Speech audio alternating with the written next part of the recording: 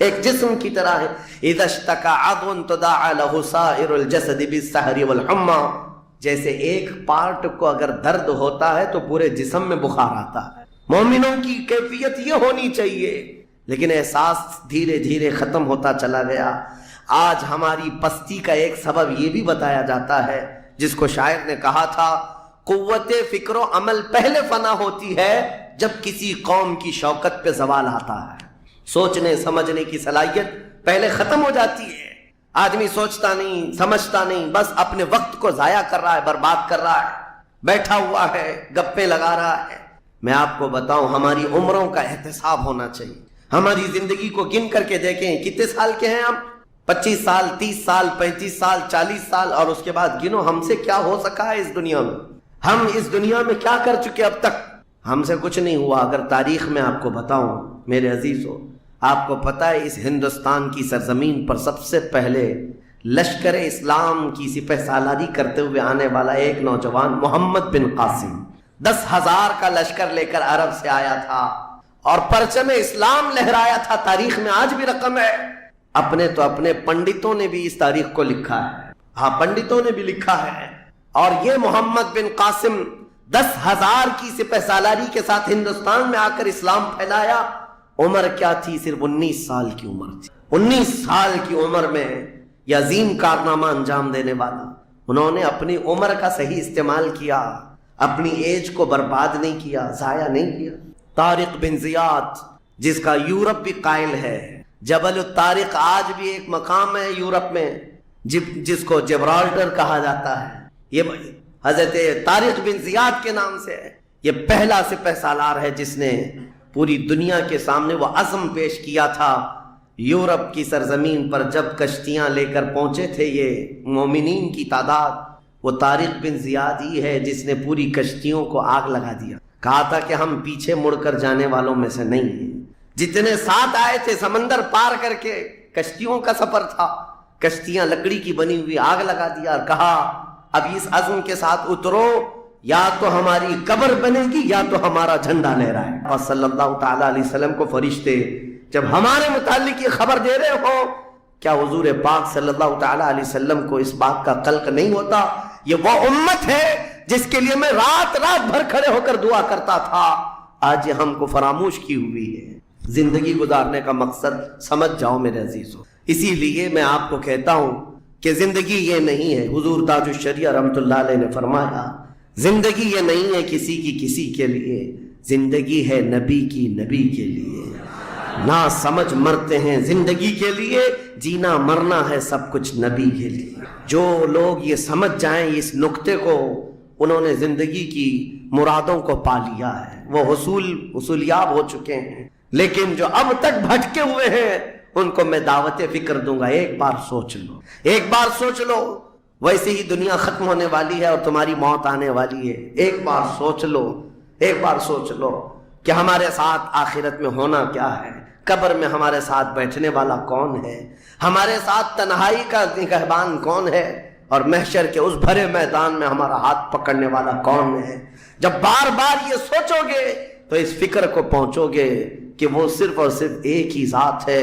کون دیتا ہے دینے کو منہ چاہیے، دینے والا ہے سچا. حضور پاک صلی اللہ تعالی علیہ وسلم کی طرف لو لگا دو. اس کو جن لوگوں نے اپنی زندگی میں پہچان لیا وہ امام اہل سنت بن گئے، مجدد وقت بن گئے. اعلیٰ حضرت امام اہل سنت فاضل بریلوی رحمۃ اللہ تعالی علیہ کے متعلق ایک بات میں آپ سے کہوں، وہ بڑے عالم تھے، بڑے فقیہ تھے، بڑے محدث تھے، اور بہت سارے علوم پر انہیں مہارت تامہ حاصل تھی، سب اپنی جگہ پر. لیکن یہ سارے علوم نے مل کر اعلیٰ حضرت کو اعلیٰ حضرت نہیں بنایا. ان کو اعلیٰ حضرت بنانے والی چیز حقیقت میں عشق رسول ہے.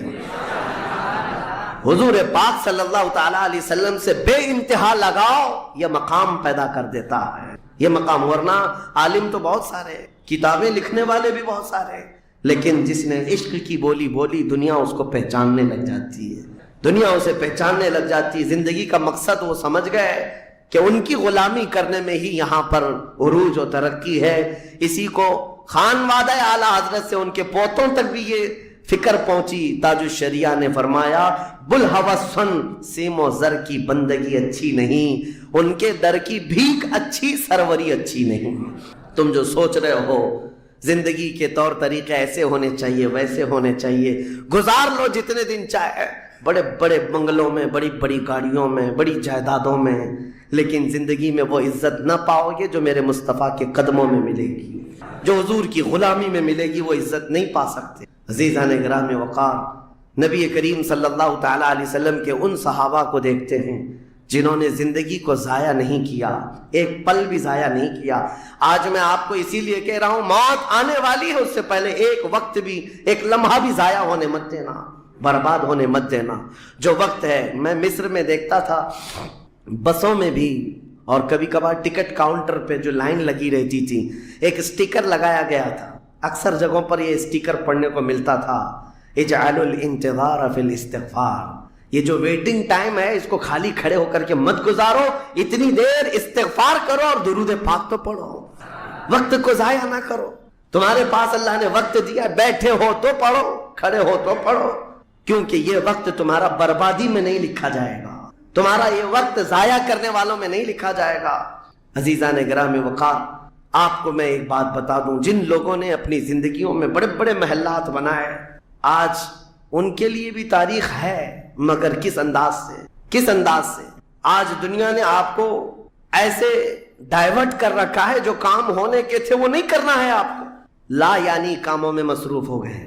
जो चीज तुम्हारे हिस्से की थी नहीं, उस पर एनर्जी खर्चा करते रह गए, और जो चीज तुम्हारे काम की थी उसको तो भूल ही गए। आपको मैं एक बात बता दूं, हो सकता है शाहजहां ने ताजमहल बनाया, और फिर बादशाह कुतुबुद्दीन के जमाने के निशानियां मौजूद हैं, लाल किले बन गए, कुतुब मीनार बन गया, बड़ी बड़ी इमारतें हैं, लोग ऊपर से नीचे देखने के लिए आते हैं। लेकिन मैं ये कहता हूं, ये कोई कमाल की चीजें थी नहीं, कमाल की चीजें थी नहीं। लाखों लोगों की मेहनतें भी लगी, पैसा भी लगा, और बड़ी इमारतें खड़ी करके चले गए।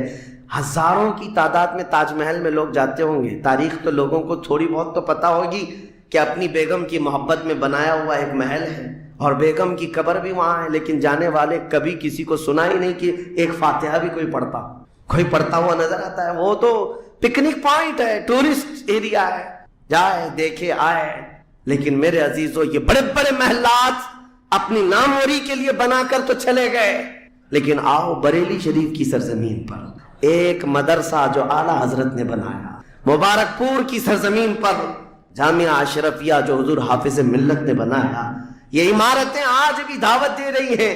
एक दो नहीं, हर साल हजारों की तादाद में आलिम और मुफ्ती वहां से निकला कर मानत ली थी। हमें अल्लाह ताला ने नवाजा था, वो हमारी रकम भी गलत जगह जाती है, हमारी जिंदगी का वक्त भी गलत जगह जा रहा है। अजीज़ान गिराम वक़ार, इन सब चीजों का सवाल होगा क़यामत के दिन हमसे, हर चीज का सवाल होगा। अगर हमने वक्त को जाया किया है और अपना माल भी गलत जगह इस्तेमाल किया है, हर जगह हमारी पकड़ होगी, हमारी पकड़ होगी।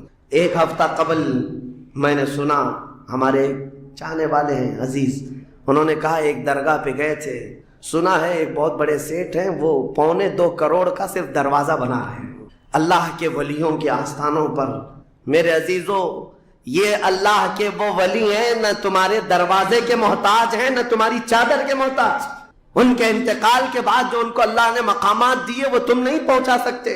वो तो अल्लाह ताला के रहमत में है, जिन्हें अल्लाह ताला जन्नत के जोड़े पहना चुका हो, जिनके लिए जन्नत की हवाएं चल रही हो। उन औलिया के मिशन को जिंदा करना हकीकत में इसाले सवाब। उनके लिए सबसे बड़ी नजर और नियाज यही है।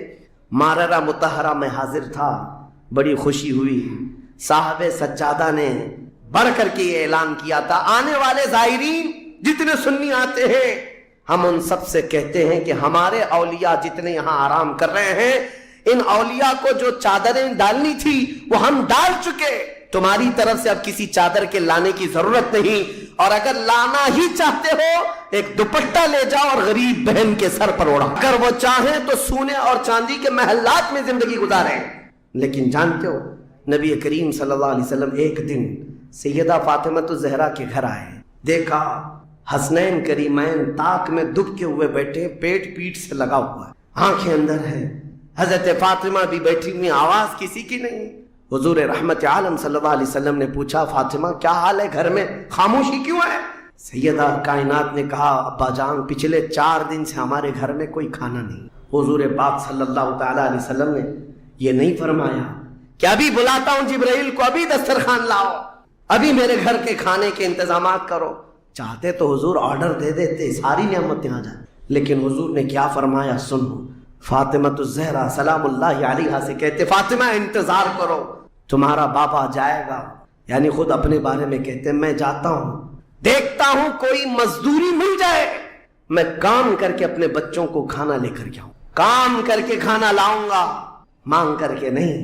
حضور رحمت عالم صلی اللہ تعالی علیہ وسلم جو سید الانبیاء ہیں، جن کے قدموں کا بوسہ جبرائیل امین لیتے ہو، وہ چل کر کے مدینے کے باہر آئے، گرمی کی تپش الگ ہے، دھوپ ہے، باہر آئے، ایک باغیچہ تھا جس میں مالی کام کر رہا تھا، باغبان۔ حضور رحمت عالم صلی اللہ علیہ وسلم اس کے پاس جا کر پوچھتے ہیں تیرے باغیچے میں کوئی کام کرنے کے لیے ہے؟